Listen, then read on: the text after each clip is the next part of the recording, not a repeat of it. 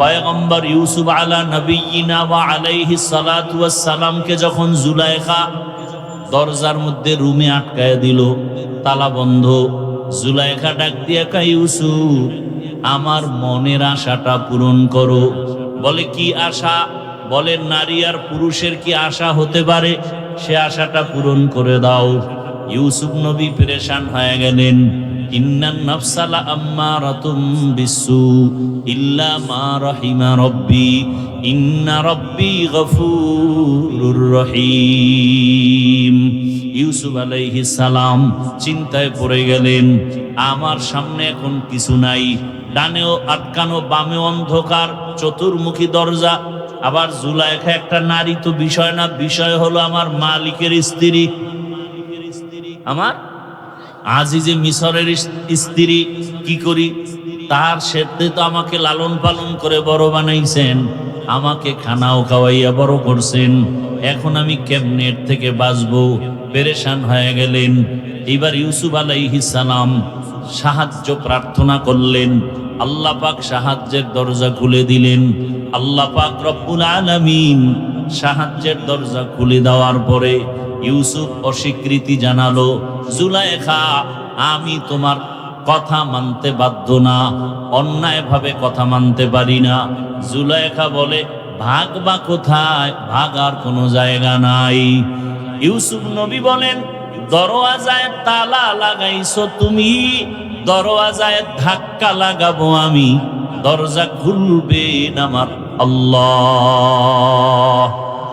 আতিনা ফি দারে দুনিয়া না হাসান, আতিনা ফি দারে উকবা না হাসান, ইয়া গিয়াসাল মুস্তাগীসিন ইহদিনা লফতিখারা বিল উলুমে ওয়াল গিনা। হর গরি দে নে কো তু তৈয়ার হে, জু না মাঙ্গে উসসে তু বেজার হে। ইউসুফ আলাইহিস সালাম যখন দরওয়াজার দিকে দৌড় দিছেন, দরজায় ধাক্কা লাগানো মাত্র দয়াময় আল্লাহ দরজার তালা খুলে দিলেন। দুজন পেছনে জুলাইখাও দৌড়ায় গেল। ইউসুফ নবীর পেছন থেকে জামাটা ধরলো, এক পর্যায়ে ছিঁড়িয়ে গেল। নিচে নাইমা দেখে জুলাইখার স্বামী আজিজে মিশর দাঁড়ানো। ইউসুফ নবী দাঁড়ায় গেলেন, জুলাইখাও দাঁড়ানো। সেখানে বিশাল কাহিনী হয়ে গেল। আল্লাহ পাক বলেন, বান্দা যখন চেষ্টা করবে আমি আল্লাহ পাক রব্বুল আলামিন দরজা খুলে দিব। আস-সাইয়ু মিন্নি ওয়াল ইতমামু মিনাল্লাহ। চেষ্টা আমার কাজ, পূরণ কে করবেন? ওয়াল্লাযীনা জাহাদু ফীনা লানাহদিয়ান্নাহুম সুবুলানা। আল্লাহ পাকের মুহাব্বত পাওয়ার জন্য, সন্তুষ্টি অর্জন করার জন্য চেষ্টা করা বান্দার কাজ। দরজা খুলে দেওয়ার দায়িত্ব আমার আল্লাহর। আল্লাহ বলেন, বান্দা যখন চেষ্টা করবে আমি একটা রাস্তা খুলবো না, বহু রাস্তা খুলে দিব। যে কোনো রাস্তা দিয়ে বান্দা ঢুকবে, রবের সাথে মোলাকাত হয়ে যাবে। ইয়া ইলাহি মুঝসে মুঝকো दूर कर ताके देखो मुझ में तुझको एक नजर। ভাইরা আমার,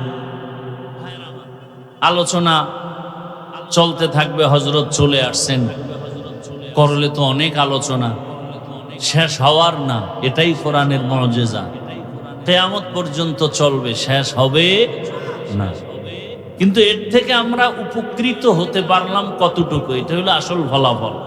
দুনিয়ার কাজে কত ঘন্টাকে ঘন্টা কাটায় দিলেন, আখেরাতের লাইনে একটু সময় ব্যয় করবেন। এত পেরেশানি কেন? তো আমি অসুস্থতার মধ্যেও আসছি দোয়া নেওয়ার জন্য। সংক্ষিপ্ত দু চারটি কথা বলার নিয়তে কোরআনে হাকিমের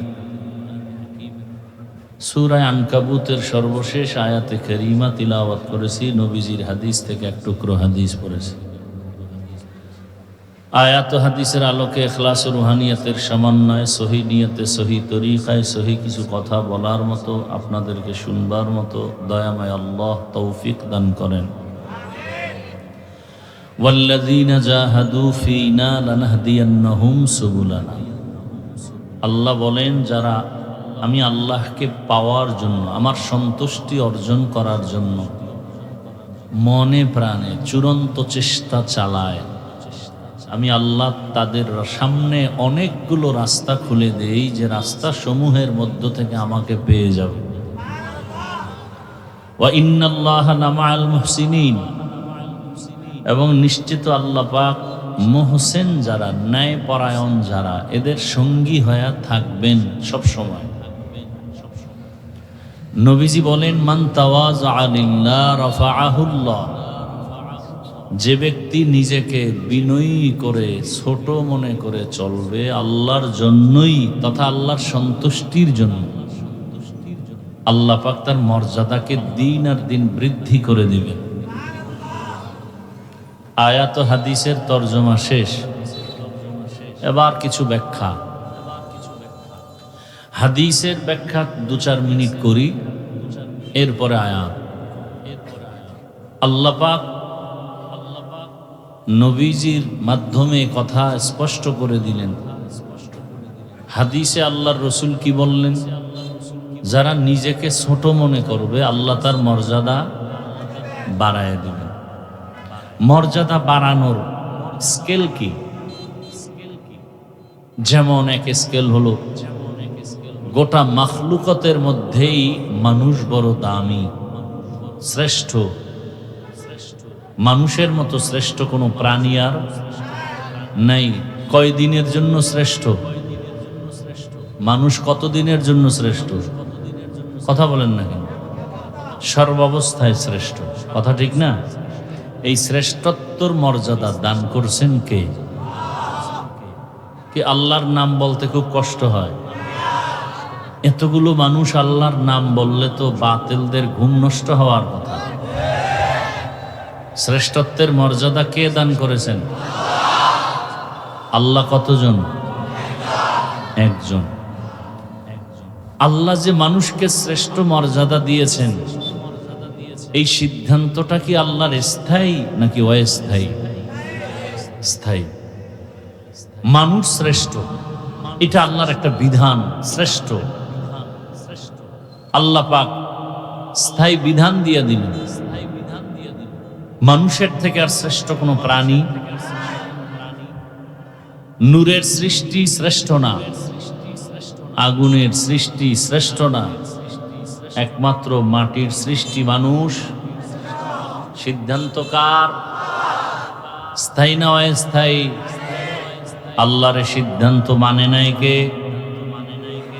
কে মানে নাই? ইবলিস মানে। মাটির সৃষ্টি শ্রেষ্ঠ, এই সিদ্ধান্ত আল্লাহ। বর্তমান দুনিয়াতেও এ কথাকে অস্বীকার করা, শয়তানের তালে তাল মিলাইয়াও কিছু মানুষ আছে না নাই? ইবলিস যে মানলো না মাটির শ্রেষ্ঠ মানুষ শ্রেষ্ঠ, এটা কে মানে নাই? ইবলিস। এই যে মানলো না, গায়ের জোরে না যুক্তির ব্যানারে? যুক্তির ব্যানারে, গায়ের জোরে না। আর যুক্তিটাও একেবারে ফেলে দেওয়ার মতো না। আল্লাহ শ্রেষ্ঠত্ব মর্যাদা দিয়ে বলেন, ওয়ালাকাদ কাররামনা বানি আদম ওয়া হামালনাহুম ফিল বাররি ওয়াল বাহরি ওয়া রাযাকনাহুম মিনাত তাইয়্যিবাত ওয়া ফাদ্দালনাহুম আলা কাসীরিম মিম্মান খালাকনা তাফদীলা। বনি আদম বড় দামি, বড় শ্রেষ্ঠ। আল্লাহ বলেন, আমি এদের জন্য জমিনে চলার মতো ব্যবস্থা করেছি, পানির মধ্যে চলার মতো সুন্দর ব্যবস্থা করেছি। আমি আল্লাহ এদের জন্য উত্তম রিজিকের ব্যবস্থাও করেছি। দুনিয়াতে আমি অনেকের চলার রাস্তা দিছি, সাপ চলে রাস্তা দিয়া, ব্যাঙ চলে রাস্তায়, বানর চলে, পশু চলে, মাছও চলে, কিন্তু মানুষের চলার পথ বড় পিওর, বড় ভালো। আমি আল্লাহ অনেক প্রাণীর খানা দেই, পিপিলিকার রিজিক আমি দেই, উড়ন্ত পাখির খানাটাও আমি ব্যবস্থা করে দেই, হাজারো প্রাণী জঙ্গলে এর খানাও আমি দেই, সমুদ্রের ভেতরে হাজারো ধরনের মাছ, এগুলোর খানা কে দেন? মানুষেরও আমি রিজিক দেই, তবে মানুষের রিজিক বড় দামি, বড় পিওর, বড় পবিত্র। মানুষের খানার মতো পিওর কোনো রিজিক আমি কাউকে দেই না। মানুষ তুমি ভাত খাও, এটাকে আমি কাভারে আটকায় দিছি, যখন কাভারে থাকে তখন তার নাম কি? তুমি রুটি খাইবা গম থেকে, ওই গমটাও কাভারে লাগানো। তোমার খানা আমি আটকায় রাখছি যেন কোনো ময়লা ঢুকতে না পারে। ময়লা যদি একান্ত লেগেই যায়, পরিচ্ছন্নতার জন্য পিওর পানি দিলাম ফ্রি। এই আল্লাহর পানি নেই কি? ফ্রি। কিন্তু সরকার বাহাদুর এই পানি আটকাইয়া এরপরে ওয়াসার মাধ্যমে পানি দেয়, সাপ্লাই দেয়, বিল নেয়। আল্লাহ কয় জীবনে যত পানি পান করছো এর হিসাব নিলাম না, বাদ। যত পানি অপচয় করছো তার হিসাব দে। যদি আল্লাহ চান, জাহান্নাম ছাড়া উপায় নাই। যে পানি পান করছি এটির হিসাব যদি আল্লাহ নাও নেন, যেটি অপচয় করছে। বুজুর্গ সাহেব অজুখানায় ঢুইকা মেসোয়াক ধাক্কায় আর ওদিকে কল সাইরা পানি সাইরা দিছে। বহু বুজুর্গ আছে না নাই? হাত ধুইতে পানি লাগবে আধা গ্লাস, কিন্তু সেখানে 4 গ্লাস পানি আমি ব্যয় করলাম। আধা গ্লাসের যেই পানি আমি নিলাম বেশি, এটা আমার অপচয়। কথা ঠিক নেই? যেই পানি বান্দা তুমি অপচয় করেছো, এর হিসাবটা যদি আল্লাহ চান কেমনে জবাব দিবা? হাদিসে পাকে একটা ঘটনা আছে, কিয়ামতের ময়দানে আল্লাহ পাক জিজ্ঞাসা করবেন এক বান্দাকে, তুমি জান্নাত চাওনি? বলে হ্যাঁ। কিসের বিনিময়? আমার রহমত। কয় না না, তো কিসের বিনিময়? আমি 500 বছর ইবাদত করেছি, সে ইবাদতের বিনিময়ে। 500 বছর লাগাতার ইবাদত করেছি। আল্লাহ তাআলা নবী বলেন, ওই বান্দাকে এক ফেরেশতাকে দিয়া বলবে, রে সামন দিকে নিয়ে যাও।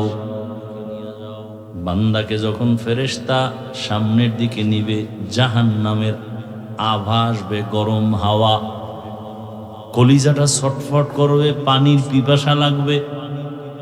ওই বান্দা তখন বলবে, আমি সহ্য করতে পারি না, আমাকে একটু পানি দাও। সাথে সাথে আর একজন ফেরেশতা 1 গ্লাস পানি নিয়ে বলবে, পানি লাগবে কার? পানি। বলবে আমার লাগবে, দাও। বলে এমনি দেওয়া হবে না। বলে কি চাও? বলে আমার 1 গ্লাস পানির মূল্য 500 বছরের ইবাদত। কয় বছরের? 500 বছরের ইবাদত। তখন ওই বান্দা বলবে, আমার ইবাদত নেওয়ার আগে আমার বাঁচার সুযোগ দাও, বেঁচে থাকলে আরো ইবাদত করব, আমার একটু পানি দাও। 1 গ্লাস পানি পান করবে, কত ইবাদতের বিনিময়? 500 বছরের ইবাদতের দাম দিয়া 1 গ্লাস পানি পান করার পরেও পিপাসা নিবারণ হবে না। বলবে আরো একটু পানি দাও। ফেরেশতা বলবে, পানি বিনা ইবাদতে দেওয়া যাবে না, মূল্য দিতে হবে। বলবে আমার কাছে আর ইবাদত নাই। ফেরেশতা বলবে, আমার কাছে কোনো ফ্রি পানিও নাই। সাথে সাথে বান্দা সিজদায় পড়ে কাঁদবেন আর বলবেন, হে দয়ার মালিক, দয়া করে আমাকে মাফ করে দেন, আমার ইবাদত দিয়া জান্নাত পাবো না। 1 গ্লাস পানির মূল্য যদি 500 বছরের ইবাদত হয়, জীবনে কত শত হাজার গ্লাস পানি পান করেছি, কত পানি অপচয় করেছি। ও আল্লাহ, আমি হিসাব মিলায় ফেলছি, আপনার রহমত ছাড়া জান্নাত পাওয়া যাবে না। নবীজি বলেন, তখন আমার আল্লাহ রহিম নামের বরকত দিয়া দয়ার নজরে তাকে জান্নাত দিয়ে দিবে। তাহলে এক গ্লাস পানির কত অপচয় করি। আল্লাহ অপচয় রোধ করার আমাদেরকে তৌফিক দান করে। পানির কত মূল্য, এত পানির দেশ, নদী, খাল, বিল, এত আমার দেশ, এরপরও পানি কিনে খেতে হয়। আল্লাহ, তাহলে মানুষকে আল্লাহ পাক সব পিওর খানা দিলেন। ভাত আর রুটি রেডি, এগুলো খাওয়ার জন্য তোমার তরকারির প্রয়োজন। আল্লাহ তাআলা কুদরতের দ্বারা তরকারির ব্যবস্থাও করেছেন। কত ধরনের শাক, কত ধরনের সবজি, বলে এগুলো ঠিক আছে, এখন মশলা কই পাই? আল্লাহ বলেন, আমি মশলাও দিলাম। পেঁয়াজ, রসুন, আদা, দারুচিনি, মরিচ কে দিছেন? না সরকার? আল্লাহও দিলেন। এগুলো সব কাবারে আটকানো। কয় শাকসবজি তরকারি দিয়ে কত আর খাইতে মনে চায়, রুচিতে তো আর ভালো লাগে না। আল্লাহ বলেন, এবার তোর জন্য গোশত হালাল করে দিলাম। গরুর গোশত খাও, উটের গোশত খাও, ভেড়া, দুম্বা, বকরির গোশত খাও। নিমুখ আরামের গোষ্ঠীরা এত হালাল খানাও পাইয়া কুকুরের পেছনে দৌড়ায়, শুকরের পেছনে দৌড়ায়। আছে না নাই? কয়েকটা টাকা পাওয়ার জন্য কুকুরের গোশত, গরুর গোশত বলিয়া বিক্রি করে। কি এরকম শুনেন নাই? বড় কঠিন হালাত। আল্লাহ পাক বলেন, কত ধরনের গোশত হালাল করে দিলাম, এরপরও মানুষ কেন হারামের পেছনে দৌড়াও? বলে আর গোশত ভালো লাগে না, সবজিও ভালো লাগে না, তো মাছ খাবি? হাজার লাখো ধরনের মাছ হালাল করে দিলাম। এক একটা মাছ খাবি, এক এক ধরনের মজা। একটা ইলিশ মাছের মধ্যে কত মজা। ডিমওয়ালা মাছগুলোর মজা আলাদা, যে মাছের ডিম নাই সেই মাছের মজা আবার আলাদা। আবার একই মাছের পেটের সাইডের মাছ মজা আলাদা, পিঠের অংশের মজা আলাদা, মাথার মজা আলাদা, ডিমের মজা আলাদা, লেজের মজা আলাদা। এক মাছে এত মজা যে দুনিয়ায় খাওয়ায়। সেই মালিক জান্নাতীদেরকে জান্নাতে নিয়া ফল দিবে, এক একটা ফলের মধ্যে 70 ধরনের মজা। ওই ফল খাইতে চান না? তাহলে দুনিয়াতে ওই ফল খাওয়ার টিকিট কেটে যেতে হবে। তাহলে মানুষ বড় দামি, শ্রেষ্ঠ, এ বিষয় বয়ান করলে অনেক টাইম চলে যাবে। আল্লাহর এই সিদ্ধান্ত মানে নাই কে? ইবলিস। আল্লাহ বললেন, উসজুদু লি আদম ফাসাজাদু ইল্লা ইবলিস। সবাই সিজদা করেছে, কে করে নাই? আল্লাহ বললেন, মা মানাকা আল্লাহ তাসজুদ। কে নিষেধ করলো আদম রে সিজদা করতে? বলে আমার যুক্তি নিষেধ করেছে। কি তোর যুক্তি? বলে খলাকতানি মিন নারিন ওয়া খলাকতাহু মিন তিন। আমাকে আগুন দিয়া বানাইছেন, আদম রে মাটি থেকে বানাইছেন। আগুনের গতি উপরে, মাটির গতি নিচে, অতএব আমি কেন নত হব? যুক্তি বলে আদম আমারে সেজদা করবে, আমি কেন? যুক্তিটা একেবারে ফেলে দেওয়ার মতো না। কিন্তু ঝামেলা কোথায়? বলে এখানে তো গোলাম আর মালিকের কারবার চলে। মালিক আর গোলামের কারবার কেমন? গোলাম মালিকের হুকুম মানতে বাধ্য, বুঝে আসলেও মানবে, না আসলেও মানবে। প্রশ্ন করাই হলো বেয়াদবি। প্রশ্ন করা কি বেয়াদবি। লিকুল্লি শাইইন জিনাতুন ফিল ওয়ারা ওয়া জিনাতুন মারই তামামুল আদাবি। আজ খুদা খা হিমে তৌফিক আদব বেআদব মাহরুমে গাশ আজ ফজলে রা। আপনাদের কষ্ট হয় না? এই বেরাইম্যা মানুষ, আল্লাহ এদেরকে দুনিয়ায় কেন পাঠাইছে তাও বুঝি। দুই একজন বুজুর্গ যদি উঠা যায় বুঝলাম, ঠিক আছে, আর তো আর ওয়াজ বেশি লাগে না, যদ্দূর বয়ান করছি ব্যাটারি চার্জ হয়ে গেছে। যেটি উডে এটির চেহারার দিকে তাকাইলে মনে হয় পশ্চিম চিনে না। এটি উঠা যায় কেন? কাজের শয়তানে কঠিন ধরা ধরে ফেলেছে। ও শুধু কপাল পোড়ানা, ডবল কপাল। আমি তো মাঝে মাঝে বলি সমস্ত জায়গায় এদের মাটির মধ্যে থার্ড ক্লাসের বিছানা, কোনো মূল্য নাই, কিন্তু এখানে বসতে হলে কপাল লাগে। এই থার্ড ক্লাসের বিছানায় বসতে হলে কপাল লাগে। সব কপালওয়ালারা পারেন। আল্লাহ হেদায়াত দান করুন। আল্লাহ। তাহলে মাটির সৃষ্টি শ্রেষ্ঠ, আগুনের সৃষ্টি শ্রেষ্ঠ না? নূরের সৃষ্টি শ্রেষ্ঠ না? ইবলিস যুক্তি দিয়া অস্বীকার করতে চাইছে। এখনো যারা মাটির সৃষ্টিকে শ্রেষ্ঠ মানতে চায় না, এরাও গায়ের জোরে বলে না, এদেরও সামনে বহু যুক্তি আছে। যুক্তির নাম ইসলাম না, আল্লাহর হুকুম মেনে নেওয়ার নাম হলো ইসলাম। কি আল্লাহর হুকুম? ইসলাম অর্থ কি? আল ইসলাম গরদান নেহাদান বাতাআত, বিনয়ের সাথে আত্মসমর্পণ করার নাম ইসলাম। বিনয়ী হইয়া, গায়ের জোরে না, বিনয়ের সাথে নরম হইয়া আত্মসমর্পণ করার নাম ইসলাম।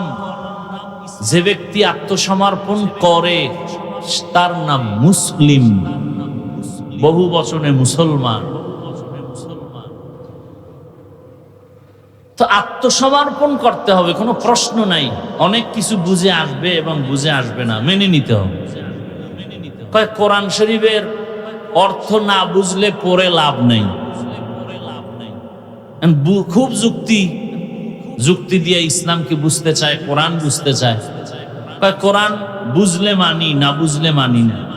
কথা আলিফ লাম মিম এই তিনটা অক্ষরের বিষয় কি বুঝছো? আল্লাহু আলামু বিমুরাদিহি বিযালিক, এ বিষয়ে আল্লাহ ভালো জানেন। তাহলে তুমি মানো না? তুমি মানো না? যদি বলো না মানি না, তাহলে তুমি আজীবনের জন্য বেঈমান। আর যদি বলো বুঝি নাই, মানি আল্লাহর কথা এবং এটা পড়লে সওয়াব। মান কারাআ হারফাম মিন কিতাবিল্লাহ, যে ব্যক্তি আল্লাহর একটা অক্ষর হরফকে উচ্চারণ করবে আল্লাহর কিতাব থেকে, সাথে সাথে 10টা নেক আল্লাহ দান করবে। নবীজি বলেন, লা আকুলু আলিফ লাম মিম হারফুন ওয়ালাকিন আলিফুন হারফুন ওয়া লামুন হারফুন ওয়া মিমুন হারফুন। আমি মোহাম্মদ বলি না আলিফ লাম মিম মিলে, তিনটে মিলে এক অক্ষর, বরং আলিফ একটা আলাদা অক্ষর, মিম লাম একটা আলাদা অক্ষর, মিম একটা আলাদা অক্ষর। যে ব্যক্তি পড়লো আলিফ লাম মিম 30টা নেক পেয়ে গেল। সুবহানাল্লাহ। না নিজে পড়বেন না? আসলে কোরআন শরীফ সবার ঘরে আছে, মসজিদে আছে, পড়তে পারে না কেন? এরা সব জাতি মুসলমান। এই এখানেই তার জবাব ঢুকানো আছে, কেন পড়তে পারে না? আল্লাহর কোরআন তারাই পাবে, আল্লাহর কোরআন তাদেরই জ্ঞান চক্ষু খুলে দিবে। মুত্তাকি যারা, হুদাল্লিল মুত্তাকিনদের জন্য কোরআন হেদায়েত। এই জন্য যে গুনাহগার, চরম অপরাধী, ওর কপালে কোরআন নেই, ও ও পড়তে পারে না, পড়তে পারার পরে যদি গুনাহ করে, তর্জমা পারে না, তর্জমা পারছে গুনাহ আরো করতেছে, গুনার কারণে ব্যাখ্যা ঢুকতে পারে না, ব্যাখ্যা হালকা পারে, গভীরতায় ঢুকতে পারে না গুনার কারণে। এজন্য তাকওয়া যার যত বেশি উচ্চাঙ্গে যাবে, সে কোরআনের রুমুজ, গভীরতা আল্লাহ তাকে বেশি দান করবেন।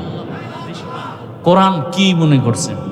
কিয়ামত পর্যন্ত যদি সমস্ত মুফাসসিরিনে কেরাম, সমস্ত মুহাদ্দিসিনে কেরাম, সমস্ত মান্তিকিন যারা দার্শনিক, বৈজ্ঞানিক, আল্লাহর কোরআনের এক একটা অক্ষর নিয়ে গবেষণা করে, শব্দ নিয়ে, লফজ নিয়ে গবেষণা করে, কিয়ামত পর্যন্ত গবেষণা চলতে থাকবে। কিয়ামতে ইসরাফিল সিংহায় ফুৎকার দিবে, টোটাল কোরআনের গবেষণা শেষ হবে না। একটা দেখেন, আলিফ লাম মিম, এই তিনটা অক্ষর সমস্ত মুফাসসিরিনে কেরাম বলেন এর অর্থ কি, আল্লাহ ভালো জানেন। কিন্তু এরপরে এই তিনটা অক্ষর নিয়ে গবেষণা করে যারা তাফসীর করছেন, সেই বয়ান করলে তো সারা রাত চলে যাবে। আল্লাহ পাক অর্থহীন অক্ষর কোরআনে দিলেন কেন? আল্লাহ কয়, এই মাস্তানেরা, শিক্ষার বাহাদুরি করো, এলেমের গরম, অমুকের এলেম নাই, অমুক তো এইটা পারে না, তুমি পারো। কার জন্য কি দরকার? মুক্তাদি মসজিদে ঢুকছে, কয় মুক্তাদি মসজিদে ঢুকলো কেন? সে আলহামদুলিল্লাহ সূরা পারেনি। কয় না, কয় বের কর। এভাবে বলা যাবে না। মুক্তাদির জন্য কোনো শর্ত নাই, ইমামতির জন্য কি আছে? শর্ত আছে। তাহলে ইমাম সাহেবকে বলা যাবে, ইমাম সাহেব মসজিদে নামাজ পড়াতে হলে আপনার যোগ্যতা এক নম্বরে সুন্দর তেলাওয়াত, বিশুদ্ধ তেলাওয়াত। এবার যদি ইমাম সাহেব বুখারী পড়াতে চায়, তাহলে বুঝতে হবে আপনার যোগ্যতা কি। কথা ঠিক নেই? তাহলে যে যেই লাইনে যাবে ওই লাইনের যোগ্যতা। ডাক্তার সাহেব রুগী দেখবেন, সার্টিফিকেট দেখান। কথা বুঝেননি? তার জন্য এই কথা প্রযোজ্য। যে মাদ্রাসায় ক্লাস নেন, তাকে কথা বলা প্রযোজ্য যে সে কি এলেমের যোগ্যতা তার আছে। মাঠে ময়দানে বয়ান করার জন্য বেশি এলেম লাগে না। বেশি এলেম ঝাড়তে গেলে উম্মত ফায়দা পায় না। উম্মত কি পায় না? ফায়দা পায় না। এখন যদি বলে অমুকের কি এলেম আছে, বয়ান করে, এই প্রশ্নটাই ভুল। উম্মতকে দ্বীনের পথে আহ্বান করার ক্ষেত্রে যেই ভাষা দরকার, যেই বুঝ দরকার, এটা যার মধ্যে আছে, সে ওই ময়দানের সফল ব্যক্তি। কথা বলেন না কেন? ওই ময়দানের সফল ব্যক্তি। আমি যদি বুখারী পড়াই, আমার ওয়াজ করবে কে? আমার তো ওখানে পড়ে থাকতে হবে। আমি যদি 5 ওয়াক্ত নামাজ পড়াই, আমার তো মসজিদ নিয়ে পড়ে থাকতে হবে। এই ময়দানে খেদমত করবে কে? কিছু মূর্খ এরা বলে যে হাফিজুর রহমান বয়ান করে, সাধারণ মানুষ তার বয়ান শুনে, আলেম ওলামারা শুনবে না। আলেমের জন্য আমার আল্লাহ বানাইছে, আলেমগো খেদমতের জন্য আল্লাহ আলাদা মানুষ বানাইছে। সাধারণ মানুষকে দ্বীনের পথে দাওয়াত কে দিবে? মক্কার বেঈমানের বাচ্চাগুলো বলতো মুহাম্মদের কাছে যাইতে মনে চায়, কিন্তু গরিব শরীফ এলাকার 3rd ক্লাসের মানুষ মুহাম্মদের চারপাশে ঘুরে মূর্খরা, আমরা কেমনে যাই? সম্ভ্রান্ত মানুষ। এই কাফের বেঈমানেরা বলতো। এই প্রশ্ন কেন? একমাত্র কারণ অন্তরটা গুনাহে ভরপুর আর হিংসায় ভরপুর, আর কিচ্ছু না। খোদার কসম, যার মধ্যে হাসাদ আছে সে এই কথা বলবে, যার মধ্যে তাকওয়া আছে সে কখনো কথা বলবে না, কোনদিন বলবে। যার অন্তরে আল্লাহর শপথ হিংসায় ভরপুর, সে বলবে। হাফিজুর রহমান কি পরিমাণে ইলমের যোগ্যতা, তুমি কিতাব দিয়ে এরপরে ওখানে বসাও, এরপরে জিগাও কি যোগ্যতা। মাঠে ময়দানে এখানে কি? এখানে কিসের কিতাব? এখানে সব ঘরানার মানুষ আইসা বয়ান শুনে নামাজি হবে, রোজা রাখবে, তেলাওয়াত শিখবে, আল্লাহকে ডাকবে, রসুলের সুন্নাত ধরবে। সেই বুঝানের মতো আল্লাহ পাক সে যোগ্যতা দিছে কিনা, যদি দেয় কামিয়াব। কথা বলেন না কেন? আমরা চাই কি? কি চাই? তো মানুষগুলো এখানে আসছে, আওয়ামী লীগের লোক এখানে বসা, বিএনপির লোক বসা, সব লাইনের লোক এখানে আসছে, রাজনীতির ব্যানারে আসছে, দিনের কথা শুনতে আসছে।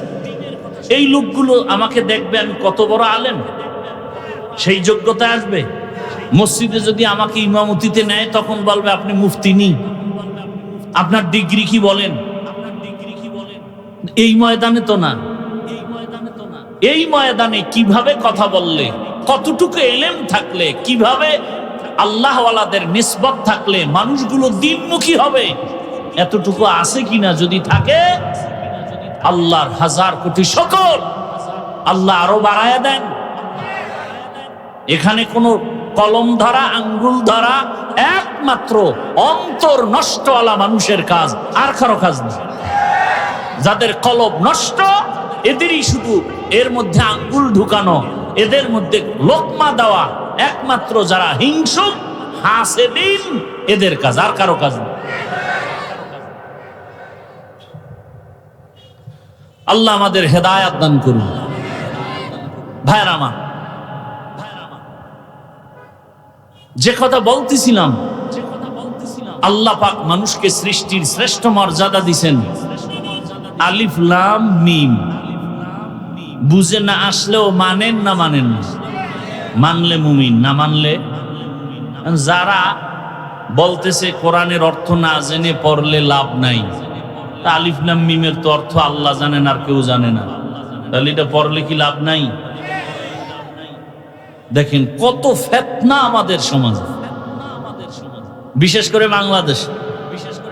কোন বুজুর্গের বদনজর পড়ছে, এই জন্য দুনিয়ার ফিতনা। মক্কা মদিনায় হজ করে আসলাম, কত লাইনের সারা দুনিয়ার থেকে মুসলমান বাইতুল্লাহর দিকে পাও সোজা করে নাক টেনে ঘুমায়, একামত হয়ে গেছে, অজু টুজু নাই, দাঁড়ায় নামাজে হাত বেঁধে ফেলেছে। আর একজনে কোরআন শরীফ মাটিতে রাইখা পাও দুইটা কম সরাইয়া দিয়া হাতের উপরে হেলান দিয়া কোরআন পড়তেছে, মাটিতে ফেলায়। তাকায় তাকায় দেখতেছি, কিছু বলা যাইতেছে না, চুপচাপ। আর একজনে নামাজে দাঁড়াইয়া এরপরে মোবাইল আসছে, বের করে কথা টথা বলতেছে ইচ্ছা রকম, ফট করে মোবাইলটা পকেটে দিয়ে রুকুতে গেছে। আর একজনকে দেখলাম কেউ হাত ছাইড়ে দিয়ে খাড়ায় রয়েছে, কেউ বুকের উপরে, কেউ নাভির নিচে। আর একদল দেখলাম রসুলের রওজায় ঢুইকা সেজদায় যাওয়ার আগে কপালের নিচে কি জানি পকেট থেকে বের করে এরকম ছোট একটা অংশ দেয়। বাঙালি আমাদের, ওদের জিজ্ঞাসা করলাম কিও, কয় ওরা মনে করে পুরা দুনিয়াটা ইবলিস সেজদা দিয়া নাপাক করছে, এই জন্য ওরা জমিনে সেজদা দেয় না, ওরা একটা টুকরা আলাদা রাখে কাঠের মতো, ওইটার উপরে সেজদা দেয়। আমি যেটা বুঝাতে চাই, এত ঝামেলা, এত ধরনের মানুষ বাইতুল্লাহ মক্কা মদিনায়। আপনারা পত্রিকায় মিডিয়ায় কখনো শুনছেন যে এত লাইনের মানুষ এক জায়গায় হওয়ার কারণে ঝগড়া করে দুই একজন মরে গেছে? হ্যাঁ, কোন তর্ক আছে? আমার সোনার বাংলায় বদনজর লাগলো কা? এত তর্ক বিতর্ক, পাঁচকল্লি মাথায় দিছি কেন, এ নিয়েও এসকাল। সালাম দেয় না, দিলেও নেয় না, বিষয় কি কয় পাঁচকল্লি। টুপি মাথায় দেওয়ার পরেও শান্তি নেই। ওই হিংসুক এদেশে এত টুপি ছাড়া মানুষ, এগো নিয়ে কোনো ভাবনা নাই, টুপিওয়ালা নিয়ে ফিকির করে। বুকে হাত বাঁধি না কেন, নাবির নিচে কেন, এ নিয়ে মাথা গরম। যারা নামাজ পড়েই না, এগো নিয়ে কোনো চিন্তা নেই। আল্লাহ হেদায়াত দান করুন। তো আল্লাহ পাক রব্বুল আলামিন মানুষকে শ্রেষ্ঠ মর্যাদা দিয়া দুনিয়ায় পাঠাইছেন। এখন দুনিয়াতে আসার পরে আমাদের কাজ হলো শ্রেষ্ঠত্ব ধরে রাখা। শ্রেষ্ঠত্ব কেমনে ধরে রাখবো? বলে চেষ্টা করো। কি করো? কিভাবে চেষ্টা করব? ওয়াল্লাযীনা জাহাদু ফীনা লানাহদিয়ান্নাহুম সুবুলানা ওয়া ইন্নাল্লাহা লামাআল মুহসিনিন।